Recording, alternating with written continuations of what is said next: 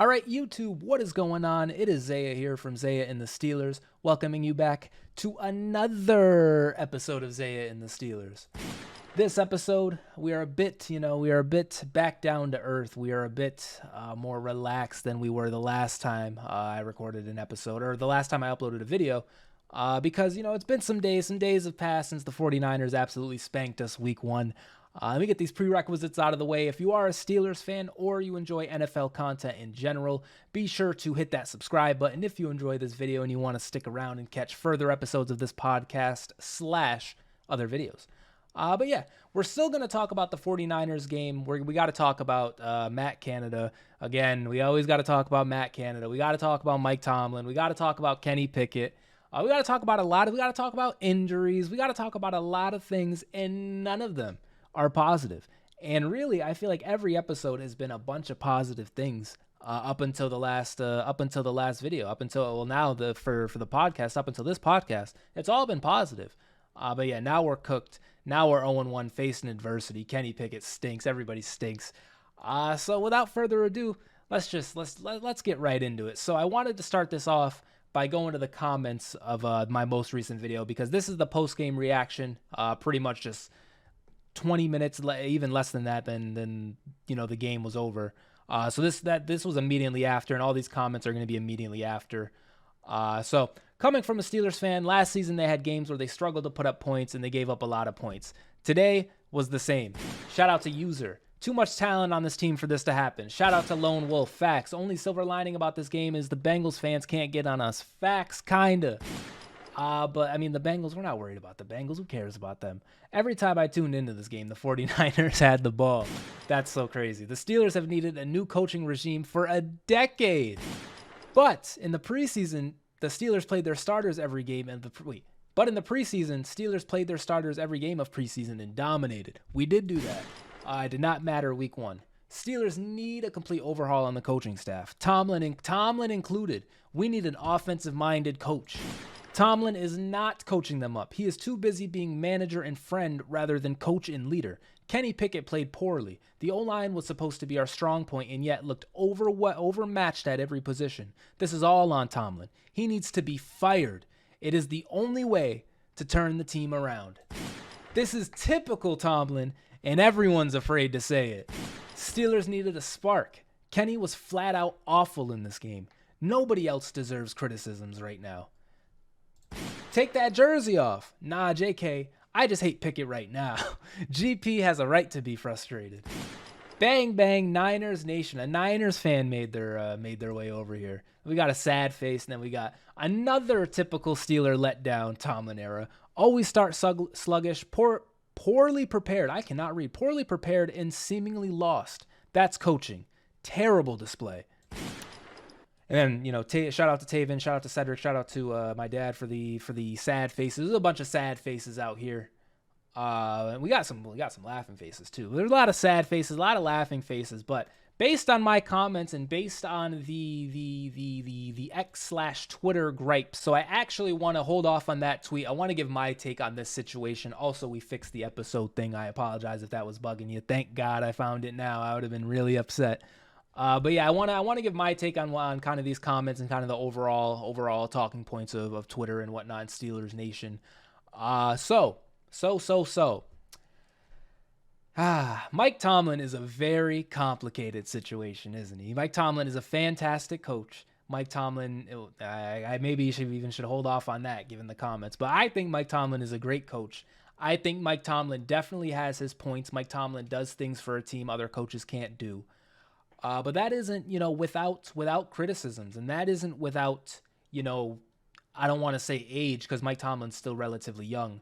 But his style of coaching, his style of play, what he's into as a coach, is not where the league is right now. I think we can say that, and that's A-okay. We are far away from the whole defensive era NFL football, the whole 10-6 AFC championships. I mean, it's still kind of sprinkled into there, but you know what I mean. Like, teams are putting up 40 points a game besides us. So we're definitely far away from that point. And so, maybe Tomlin isn't necessarily like the guy to be leading, an offensive charge, which is why we have coaches offensive coordinators who are allowed to dictate the plays on offense. And Tomlin can give his input. He can have his, things to say. But I think, we're putting this on Matt Canada. If Matt Canada isn't calling these plays, he really needs to speak up. Because we're cooking him. We've been cooking Matt Canada for years now. So if it's Tomlin doing this, Matt should really speak up. But Randy Fichtner hasn't spoke up. Like no former Todd Haley's, I don't think has spoke up and been like, yeah, Tomlin was doing this and that. Even Bruce Arians, if we think about it, like I don't think that's ever happened. And so we have these coordinators who are supposed to take over for this. But the problem is Matt Canada is not good. He is not a good offensive coordinator. I know the preseason and training camp, we were all hyped, we were positive, we had optimism, but no, this guy still stinks. And Randy Fichtner before him still stunk too. And so there is a history now of us getting these whack offensive coordinators. And even if we look at the defensive coordinators, I remember Keith Butler was not a fan favorite. Keith Butler, he was the guy after Dick LeBeau. Keith Butler was not a fan favorite. I remember I couldn't stand Keith Butler, and then we had a horrible defense when he came in, and then we got Minka. We traded for Minka. TJ came into his own. We kind of Devin Bush was unhurt his rookie year. We kind of went crazy on defense, and I think that kind of carried Keith Butler a little bit, maybe an extra year or two. But Keith Butler wasn't the greatest. Our defensive coordinator right now, Terrell Austin, I mean, it's been, one game / last season. Like, it hasn't been the largest of sample sizes, so there's that. But just for the most part, there has never been a hot, young shot whiz kid, like Colin Dunlap said, like I'll get to. There hasn't been, like, a head coach candidate to come from Mike Tomlin. And these guys, these comments, people are saying it. They're ripping the Band-Aid off. That shit is costing us, Mike. The unwillingness to get one of these whiz kids, as Colin said. I'm gonna steal that from Colin. These whiz kids, it's really getting us cooked, and we have to stop hiring from within. I think that alone, like hiring from within, is dead.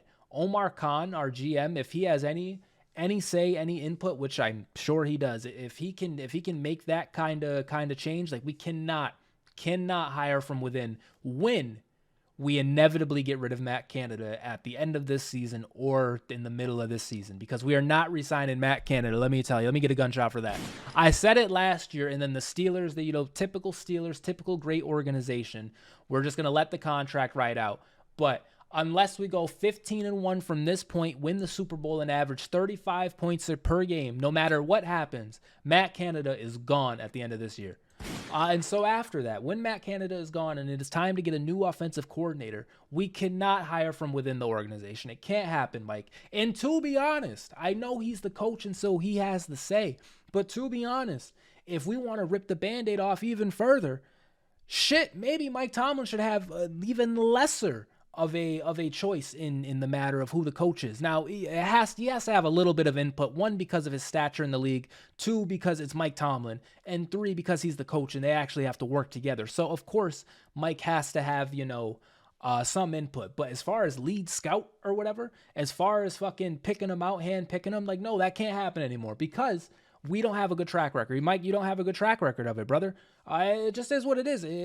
We can't keep having Matt Canada on our team, bro. Like, we can't keep doing this offensive coordinator shit. Low key to the lowest of keys, our defense was good enough when we had Fichtner. Our defense was good enough early. Matt Canada, some injuries, some balls that didn't go our way. But if we had a better offensive coordinator, if we could actually run a 2023 offense, maybe we've missed out already. Maybe we've missed a window and we just didn't really know.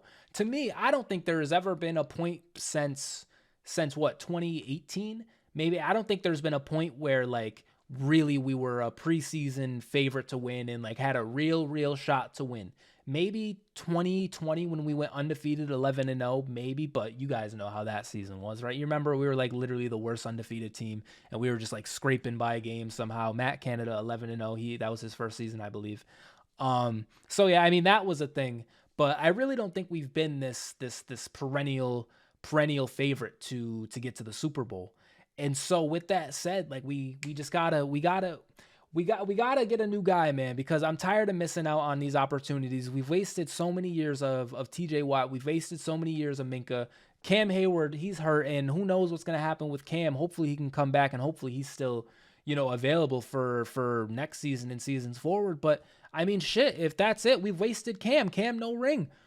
Because for the last for the last 8 years, we've known we've had offensive coordinator problems. We've known it's been an issue. And Randy Fichtner, like, he's kind of looped into Matt Canada. Really? Like, you ever see the pictures where it's literally the same picture? It's like, oh, what's the like nothing was the difference. Nothing is the difference. Randy Fichtner maybe even was better than Matt Canada is showing. But yeah, like, we've just been having this problem for a while, man. And Tomlin, he hasn't addressed it. We keep fucking winning these stupid regular season games, and I know they're not stupid, but the stupid point is Mike Tomlin has never had a losing season, and we can never tank. We can never finish bad enough for shit to happen.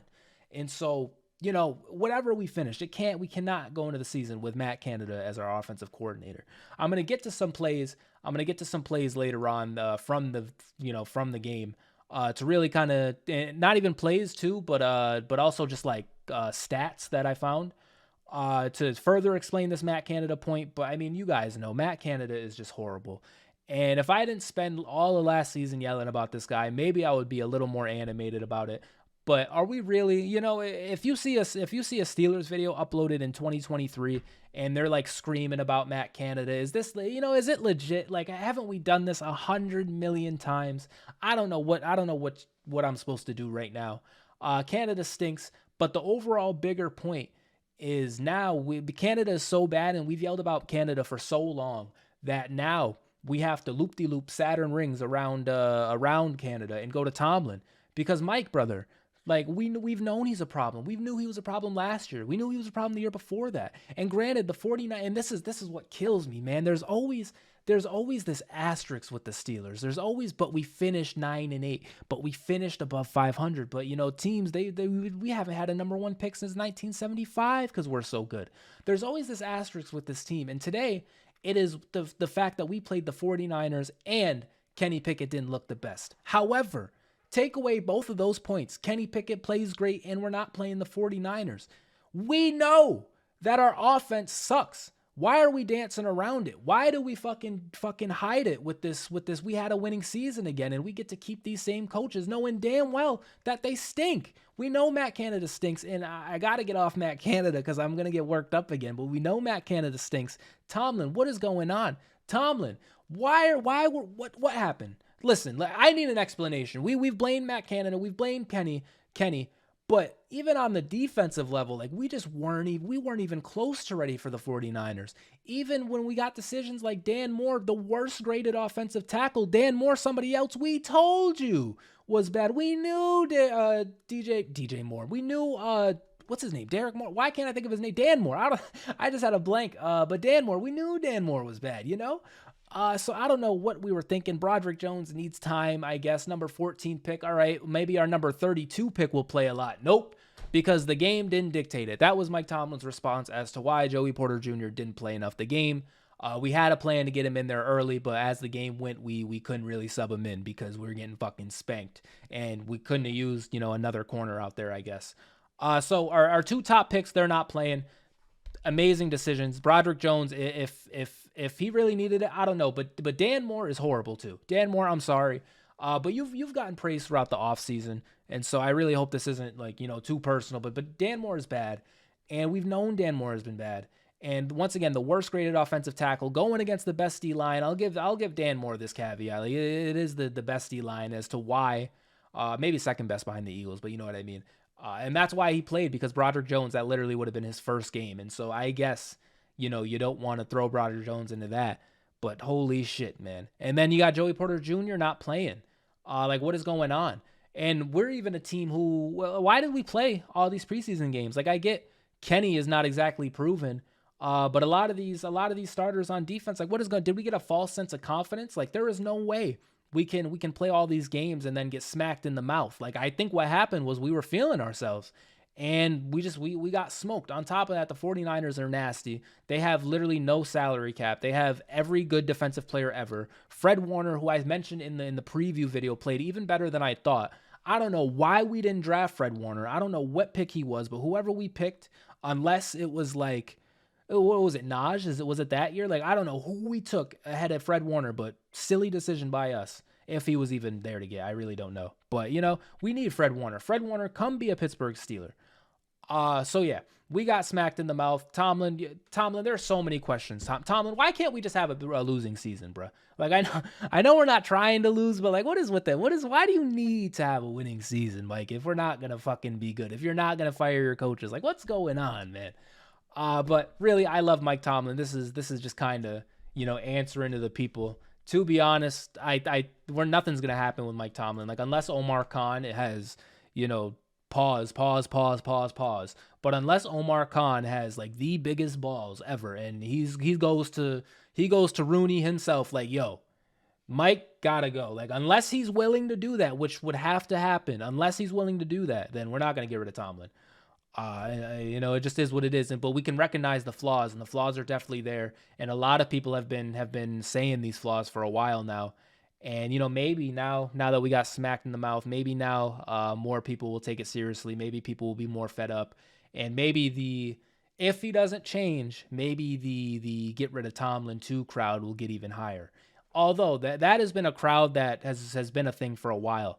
And now, on games like this, when we get smoked by the 49ers, it's like literally Christmas for them. Because they get the same takes off that, like, yeah, Tomlin doesn't have any nice offensive coordinator. He doesn't have any coordinators under him who are worth a shit. We always hire from within. We can never hire from within inside. Tomlin never has us ready. They always get these takes off. And then vice versa, when we finish, 9-8 and we don't have a losing season, the Tomlin super supporters, they come out and it's like, see, that's why Mike Tomlin is the greatest coach since John Madden himself. It's like a mix. There can never be a good middle with Mike Tomlin. So we'll see. We will see about Mike Tomlin. We will see what happens. I like Mike Bars. I like Mike, and I want him to continue to be our coach. But we got to get some of these things addressed. Really, what I think an easy solution to this is literally Omar Khan just gets him himself. And it's like, Mike, here's your guy. And Mike probably wouldn't be the happiest, and he's earned the right to be able to have input, which he should. But to me, we just got to go straight over his head. To me. But anyway, now let's talk about these tweets. So one thing I have asked for years on both sides of the ball: why doesn't Mike Tomlin employ many young up-and-coming position coaches, or more to the point, coordinators who have ambitions to become head coaches? Why doesn't Mike Tomlin hire coordinators who want to be head coaches? Why? Why are there never young whiz kid type employed by him? Facts. Why is that? Now, we got to get to Matt Canada. We got a stat about Matt Canada. The Steelers' offense has now gone 36 straight games under offensive coordinator Matt Canada without gaining at least 400 yards of offense. There have been 269 instances since 2021, 2 years ago, where an offense has gained at least 400 yards in a game. But again, 0 by the Steelers during that span. Man. Oh, I did not mean to go to your profile. Shout out to Shield. Good stat. Come back. Man, what a stat right there. I didn't know this, but I mean, honestly, if you would have told this to me, I would just believe it. I really didn't even fact check this. That's how bad Matt Canada is. That I'm not even going to fact check this. I'm just going to straight facts. It's legit. It's crazy, bro. We're talking 269 instances since 2021. We haven't gotten 400 yards since 2021. 36 straight games, bro. That is what 16 games? That's damn near like, look at me doing the math right there in my head. As I said, 2 seasons. It's crazy. And we have some actual plays here too. Somewhere here. Okay, here. This is what I wanted to show off this play. I mean, we can't get 400 yards. And here, look at this play call in the red zone. So here we go. I'm gonna hit play here, and mind you, we're at what? Are we at the 10? This is like the 7. We're at like the 7-yard line right now, right? And I want you guys to look at the route concepts that we got going on. I want you guys to see what Matt Canada has cooked up for Kenny Pickett. So George Pickens at the top of the screen. He's running straight. I can't tell. Maybe Allen Robinson at the bottom of the screen. I think that's Allen Robinson at the bottom of the screen. Or I'm sorry, next to George Pickens. He's running straight too. Maybe running an in. But Pickens, he's running a vertical. Allen's maybe running it in. I believe Freiermuth somehow he finagles his way out there. Freiermuth is running straight. He's running straight out. Calvin Austin, he is also just running a vertical. The point is, we don't have to get into the Madden play call route design here. But the point is, look at this bullshit call that we got at the goal line right here. What the hell is who is supposed to get open? What is the look right here? Like, maybe you can hit Freiermuth immediately. Like, he's open there, but like, what is supposed to happen ideally? Kenny throws it to nobody. Kenny throws it to nobody too. So shout out to Kenny for that. Let's see maybe if there's a chance anywhere. So he's throwing it right here. I believe he's throwing it at Allen Robinson, who's making this break right here. This has to be to Allen Robinson, right? Maybe Muth, but it has to be between one of these two. So if Allen maybe comes more down, is that what Kenny's looking for? I don't know, but this is so far over there. Like, it looks like it's to Freiermuth. Bad throw in general too. But this play is horrible. What are we talking about? It's 2023, and we're running 4 verticals at the 7-yard line. Like, has this ever worked? And, like, it's not like it's just one. Like, George Pickens at the end, he's going straight up. Calvin Austin's going straight up. Allen Robinson is damn near doing that. He's running an in, maybe. Maybe running an in, but, like, not really the craziest of route running here by Allen Robinson. So, random Allen Robinson slander. But just horrible play call. So I wanted to show that off, and I want to come back now to, haven't had 400 yards in a game in 36 straight games under Matt Canada. Like, isn't this ridiculous, guys? Isn't this just insane? And here we got Dan Orlovsky, former 0-16 Lions quarterback. But Dan Orlovsky, he's on ESPN a lot. The Steelers have to stop running the same pass concept over and over, a bunch of over and over and over again. From right there, Kevin Adams, year 3 of the same narrative around the Steelers offense. Yet we expect different results and can't figure out why our year 2 quarterback looked like ass against a good defense. The scheme sucks. We know it sucks. They win in spite of it sometimes. That's just facts. That is just facts. Let me get a gunshot. The scheme sucks, and we know it sucks. Everybody knows it sucks. Mike Tomlin knows it sucks. I'm pretty sure he came out and said something like about Matt Canada. He knows it sucks. Like, this is ridiculous. And so I'm going to show this play one more time. I just realized that down here, does this have, okay, this doesn't have audio. I really hope that audio wasn't playing, but I don't think it has any. But just horrible play call, man. And I'm sure there's a ton of plays where you could pull up. There's a ton of jet sweeps. There's a ton, too, in this game specifically, of missed throws by Kenny and a ton of open people that Kenny doesn't hit. But we won't focus on that right now. I can't get over this, guys. Like, what the fuck is this play? What is supposed to happen? Look at the defense. Like, there is no... Kenny, can you call an audible? Is this the audible? Like, what the hell is supposed to happen? Like, maybe Allen Robinson can cut further down, but that is a tremendous ask considering that there is a linebacker quite literally right there staring at Kenny, plus another linebacker / safety. I believe that's a safety. Yeah, that's plus a safety right there. Like, that is a tremendous ask. And a very ballsy play to maybe throw that. If it's to Muth, he's thinking he's going to get open. I don't know. But we've seen it enough. Maybe it was to Pickens in the back now that I see the full play. Maybe that was to Pickens in the back. No, the ball is like over. Kenny Pickett, explain this, bro. You got me looking stupid out here, bro. Like, where was this to, Kenneth? So it is what it is. Now, what else do we got? Okay, now, speaking of that, we gotta talk about Kenny Pickett. And I got to play some defense here. I'll acknowledge Kenny Pickett did not have a good game on Sunday. Kenny Pickett played horrible on Sunday. We will get to some bad throws and some missed opportunities. We know. However, I just got to get this out here. We got to relax. We can't cook them yet. It's not over yet. We're week 2 after playing the greatest team ever. And on top of that, Kenny, to me, has earned like a bad game, a legit bad game. The other games, his rookie season, 1, he's a rookie, and 2, I don't think Kenny ever looked that bad. I don't think Kenny ever looked as bad as he did against the 49ers once. Like, last season, I don't think he ever looked that bad. So there's that. And once again, it's week 2, man. And we're going into week 2, and we're going against the Browns, and he has Matt Canada. The Tomlin doesn't want to hire an outside coordinator. Like, this is ridiculous. All this to stop Kenny Pickett. 2, our starting left tackle and Joey Porter Jr. literally they played, but they played very sparingly. So we're talking about a team that's not playing their 2 top picks, and this is what Kenny is going with. With that said, though, Kenny did not play well. I got you. I feel you guys. And it can't happen again. If it happens against the Browns, then, go ahead and be loud about it. However, I don't know what we do. I don't know what we do for this remaining season. Like, do we bench him? Do we put in Mitch? Does Mitch get another chance? Mason maybe up in the trade value maybe. I don't know. We'll see about that. But I don't think Kenny is just completely cooked, man. I think we got to hold out faith. Maybe it's the Pitt helmet in the back. Maybe it's the fact that I have his jersey. But I'm just hoping we hold out hope. And we got to look better against the Browns. I won't completely alleviate that. Like, Kenny has to show himself, or Kenny has to show that he's one to rely upon. He has to show that we can count on him in the future, because that week 1 is not a good look. Week 1 was not a good look. A lot of eyes on Kenny Pickett, a lot of eyes on the Brock Purdy versus Kenny Pickett matchup, and to be honest, he stunk it up.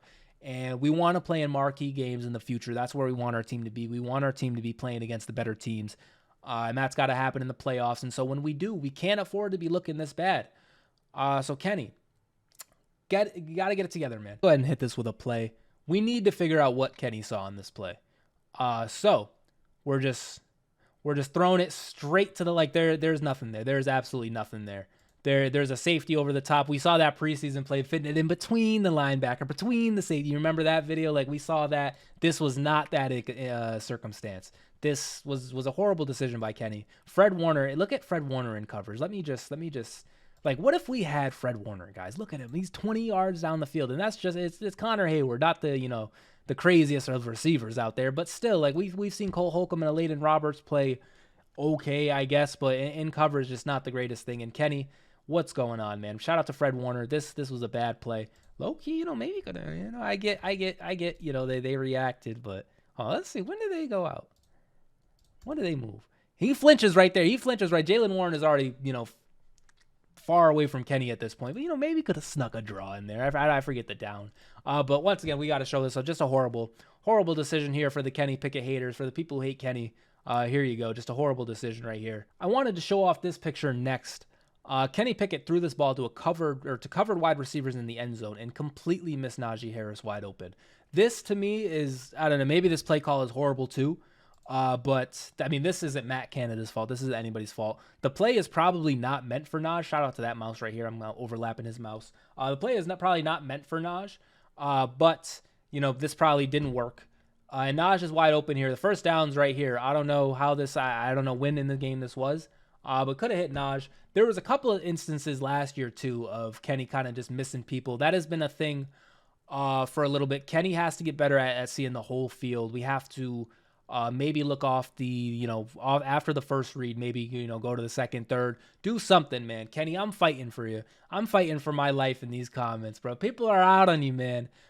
We got to look better. And speaking of that too, now I want to bring up this, where is the tweet? Here we go. Now I want to bring up this tweet because George Pickens pretty much posted like a highlight reel, I think, of like his plays. And then somebody commented, nobody to get the man the ball though. And then he liked the comment.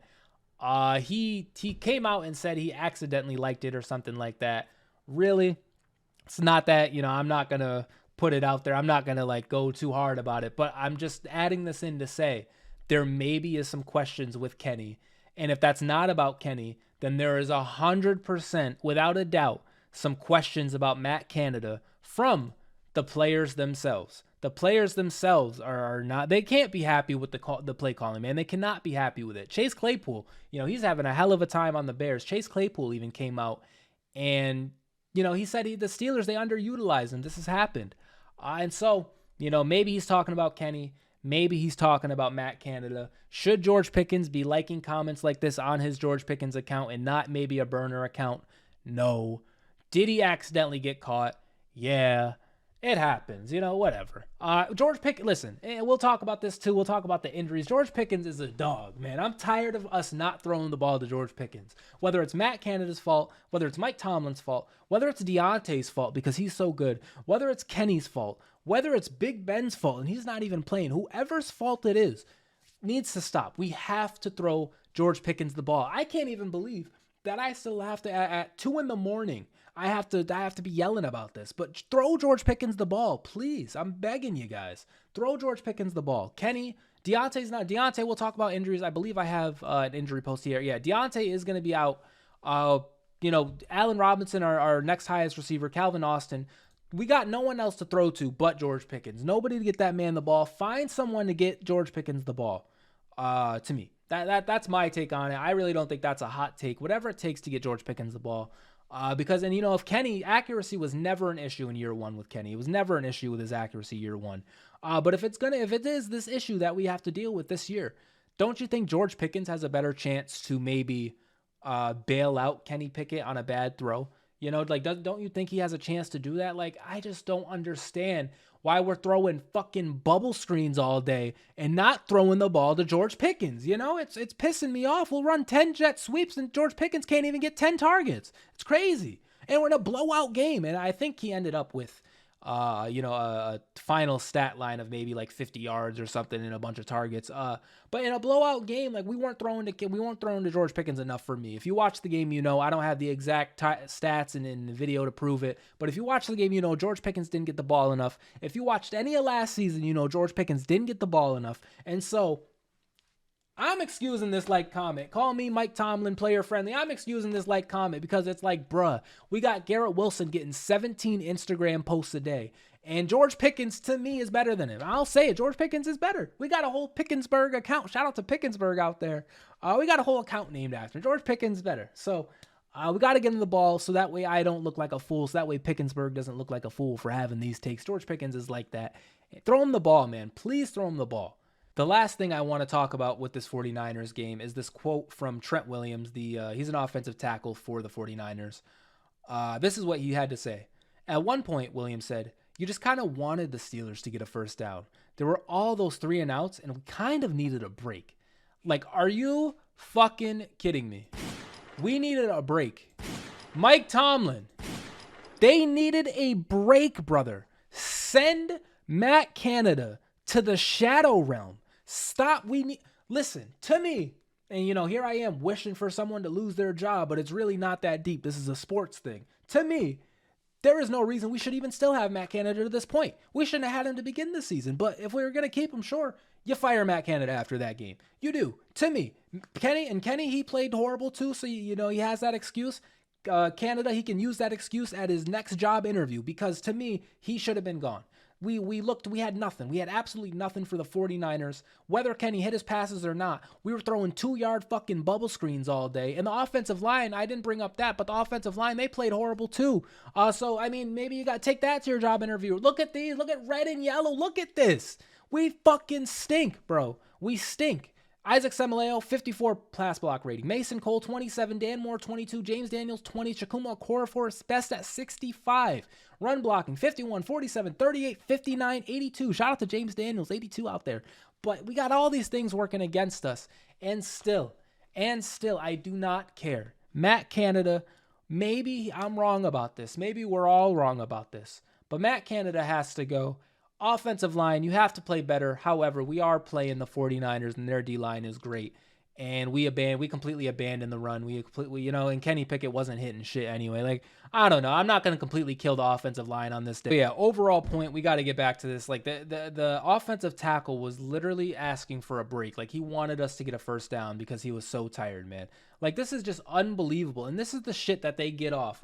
Remember when we were playing the Colts a few years ago and the Colts were like, ha, ha, ha. We were calling out their plays. We knew what their plays were. Like, are you fucking kidding? I'm so tired of this. We are the Pittsburgh Steelers. This is the Steelers, man. We got to put an end to this to this bullshit. Whether it is getting rid of Tomlin, and if that's the final straw that'll get us there, then that's what we got to do. I'm not necessarily in that camp yet. But that's what it takes to get quotes like this off the fuck my screen. Then we got to do it. To me, it is what it is. Now, though, I think I do want to leave the 49ers game, and I want to talk about week 2 against the Cleveland Browns. So, if you guys didn't know, the Cleveland Browns defeated the Bengals 24-3 in week 1. And honestly, I did not expect that. The Bengals are getting Joe Burrow back. That was his first game back. I think maybe even the first game of his year. I think he maybe played in the preseason and got hurt. I don't know. But Joe Burrow, he was gone for a little bit. He came back, and the Browns stomped him. And Nick Chubb, we see here, 106 yards. Listen, Nick Chubb is probably going to have a day on us. Let's go up to Deshaun Watson. 1 touchdown, 1 interception. 67 quarterback rating. I don't know what this emoji is, but I mean, that's his emoji. A 67 quarterback rating. Not the greatest day for him. Elijah Moore, he on his first year in Cleveland, coming from the Jets, 43 yards. Amari Cooper, 37, 24 for David Njoku. Really, Nick Chubb just, he just absolutely ran the fuck out of the football. And Watson made the throws he needed to win, or needed to make to win. Listen, I'm going to this game.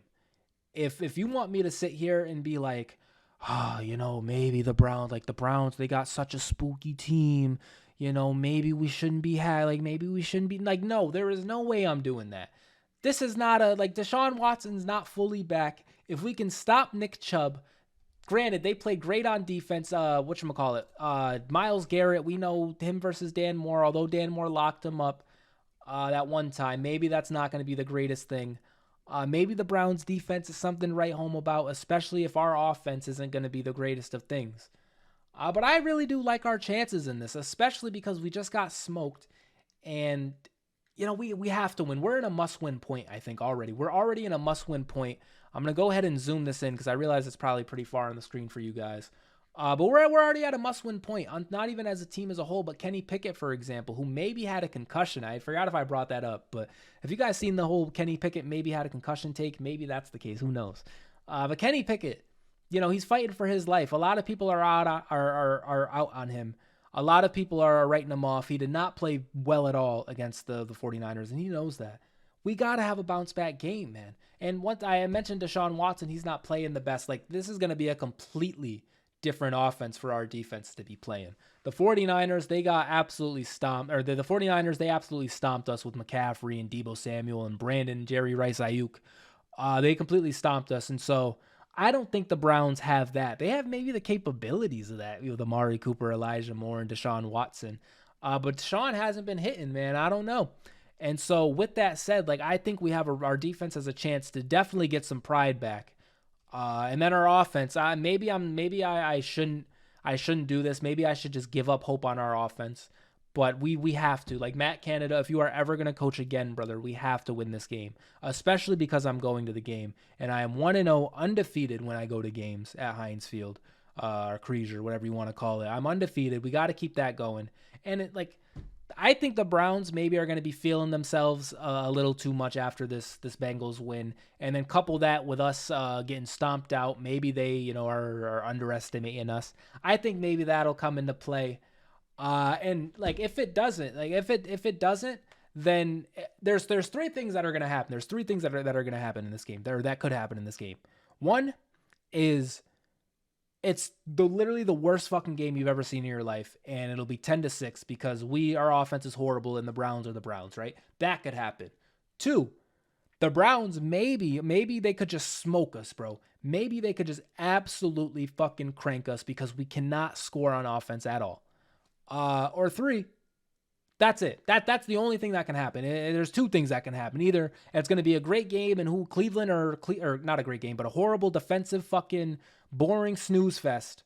And it's not even a boring, but just frustrating. Just watching two teams just cannot get a touchdown. Either that's going to happen, then the Browns, they had no problem getting touchdowns last week. Either that's going to happen or the Browns just absolutely crank us. The third option that I was maybe going to mention, but is not going to happen, is our offense picks it up and we smoke them. But at this point in life in 2023, at 23 years old, 23 o'clock, it's not 23 o'clock, but I won one more 23 Michael Jordan. I'm not fucking falling for the magazine ad again. I'm not going to say, maybe our offense will pick it up and we'll just show them, I'm not going to say that, bro, because it's not going to happen. And if it does, then, oh, well, silly me, I willed it into existence, oxymoron, reverse psychology, if it does happen, cool. But guess what, guys? It's not going to fucking happen. We're not going to come out firing. We're maybe going to finish with 17 to 21 points. And we just got to hope our defense can hold that, to be honest. We just got to hope. We got to hope we can get into Boswell field goal range all day. If we can get into Boswell field goal range all day and get 2 touchdowns, which silly me for asking for 2 touchdowns for the whole game. If we could do that, then we got a chance. If our defense shows up, then we got a chance. If they don't show up and we got no offense to cope with it either, we're going to get smoked. And it's going to be really sad, and I'm going to be in attendance, and I'm going to watch us get smoked. I'm not going to be happy about it.